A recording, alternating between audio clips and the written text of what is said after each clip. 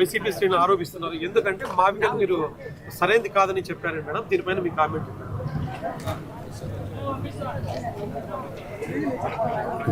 మావి గన్ ఎంతసేపు గన్నులు గొడ్డల్లేనా? ఎంతసేపు నరకాలి, చంపాలి, నాశనం చేయాలి, ఇదే. నిర్మించాలి, కట్టాలి అన్న ఆలోచన వైసీపీకి, జగన్మోహన్ రెడ్డి గారికి ఉండుంటే అధికారంలోకి వచ్చిన 6 నెలల్లో జలయజ్ఞం పూర్తయిపోయేది. కనీసం రాజధాని కోసము ఇటుక మీద ఇటుక కూడా పెట్టలేదు. అధికారంలోకి వచ్చిన కొన్ని రోజులకే ప్రజావేదిక అనుకుంటుంది, దాన్ని కూల్చేశారు.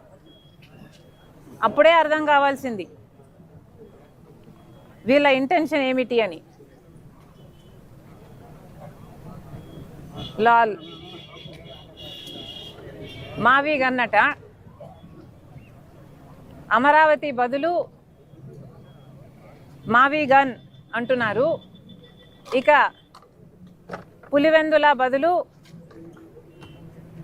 ఆవి గొడ్డలి అంటే సరిపోతుంది.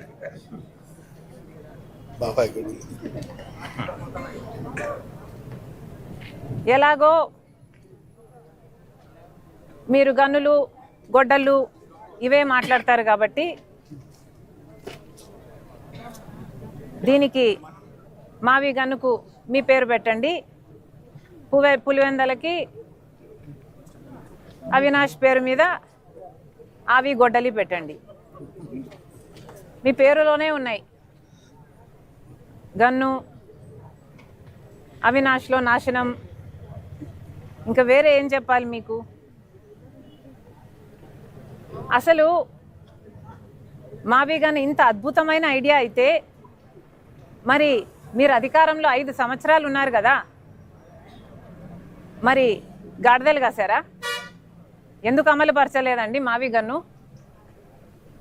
మావి గన్ను నిజంగానే అంత అద్భుతమైన ఐడియా అయితే మీరు 3 రాజధానీలు అని ఎందుకన్నారు?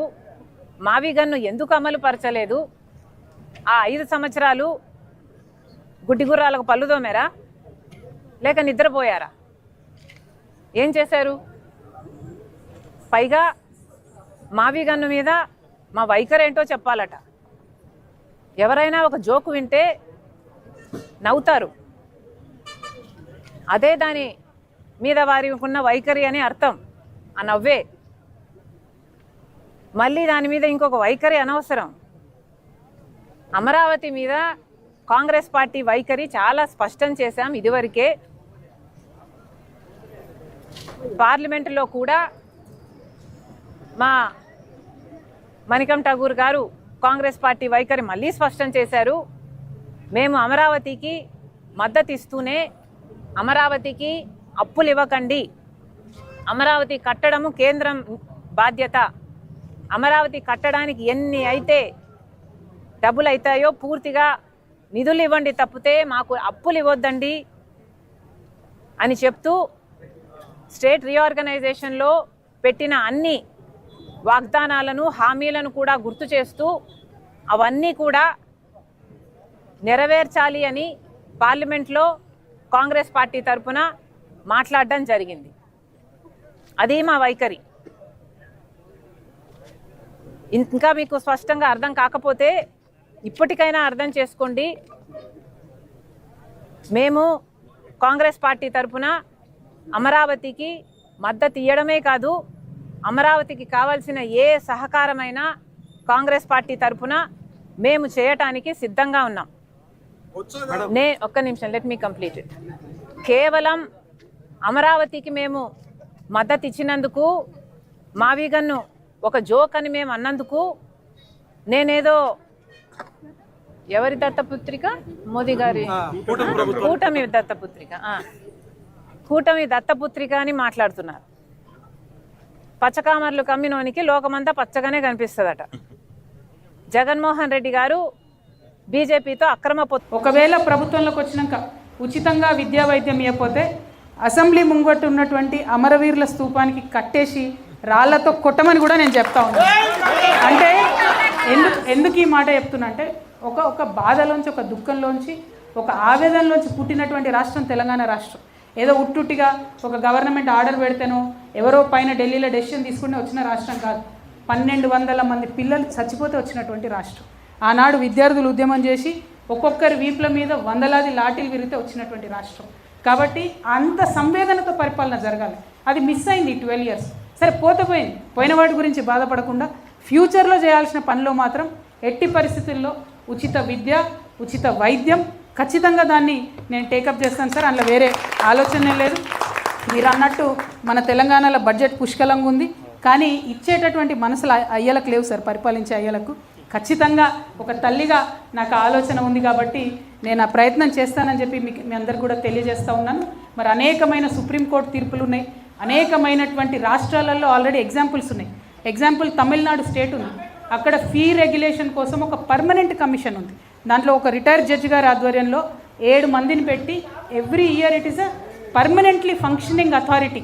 అటువంటి అథారిటీ ఇక్కడ వచ్చినట్టయితే ఏదైనా బాధ ఉంటే పేరెంట్స్ పోయి చెప్పుకుంటారు, ఏదైనా బాధ ఉంటే స్కూల్స్ పోయి చెప్పుకుంటారు. ఇంకా ఇంట్రెస్టింగ్ విషయం ఏంటంటే ఆ బోర్డులో పేరెంట్స్ కూడా సీట్ ఇచ్చారు సార్. వాళ్ళు నాట్ ఓన్లీ స్కూల్స్, పేరెంట్స్ కూడా సీట్ ఇచ్చారు కాబట్టి పేరెంట్స్ వైపు వర్షన్ కూడా చెప్పే అవకాశం ఉంటుంది. అయితే ఆ మోడల్ తీసుకోవచ్చు రేవంత్ రెడ్డి గారు. లేదంటే జనరల్గా మనకు గుజరాత్ మోడల్ నచ్చదు కానీ సార్, జనరల్గా నచ్చదు. నేనైతే నాకు డిఎన్ఏ కూడా సరిపోదు గుజరాత్తో కానీ, అంటే బీజేపీతోని. బట్ గుజరాత్ మోడల్ ఏముందంటే పరిస్థితి, ఫీజు 15,000 ప్రైమరీ ఎడ్యుకేషన్లో 15,000 అబౌవ్ ఛార్జ్ చేయడానికి వీల్లేదు. There is a strict rule. అదేవిధంగా హై స్కూల్లో 25,000 అబౌవ్ ఛార్జ్ చేయడానికి లేదు. చాలా స్ట్రిక్ట్ రెగ్యులేషన్తో గుజరాత్లో ఒక మోడల్ నడుస్తుంది. దాన్నన్నా స్టడీ చేయాలి తెలంగాణ ప్రభుత్వం. ఏదో ఒకటి చేయండి, కానీ మే నెలలో చేయండి. ఎందుకంటే ఇప్పుడు బాధ ఉంది, ఇప్పుడు నొప్పి ఉంది, ఇప్పుడు ఫీజు కట్టే అవసరం ఉంది, ఇప్పుడు తల్లిదండ్రులకు బాధ ఉంది. కాబట్టి ఈ మే నెలలో నిర్ణయం తీసుకోవాల్సిందే అని చెప్పి నేను ముఖ్యమంత్రి గారిని డిమాండ్ చేస్తూ, ఇంకా అనేక సందర్భాలు వస్తాయి సార్, అనేక అంశాలు వస్తాయి. ప్రతి అంశాల్లో ప్రజల పక్షాన నిలబడతామని చెప్పి హైదరాబాద్ స్టేట్ పేరెంట్స్ అసోసియేషన్ అందరికీ కూడా మాట ఇస్తూ ఉన్నాము. కానీ మీరు అన్నట్టు ఒక పొలిటికల్ ప్రోగ్రామ్ ఖచ్చితంగా తీసుకుంటాం. ఇండివిజువల్గా అన్ని పొలిటికల్ పార్టీస్ని నేను న్యూ డెమోక్రసీ కావచ్చు, సిపిఎం కావచ్చు, ధర్మ సమాజ్ పార్టీ కావచ్చు, ఆల్ ఇండియా ఫార్వర్డ్ బ్లాక్ కావచ్చు, అట్లా కలిసి వచ్చే ప్రతి పార్టీని కూడా నేను అప్పీల్ చేస్తాను. అందరం కలిసి ఒక్కరోజు రాష్ట్రంలో కార్యక్రమం ఇద్దాం, పెద్ద ఎత్తున ప్రజలం విద్యార్థులం కదులుదాం, ఎట్లా ఈ ప్రభుత్వం దిగిరాదో చూద్దామని మీ అందరికీ తెలియజేస్తూ మీ దగ్గర సెలవు తీసుకుంటున్నాను. Thank you. జై తెలంగాణ.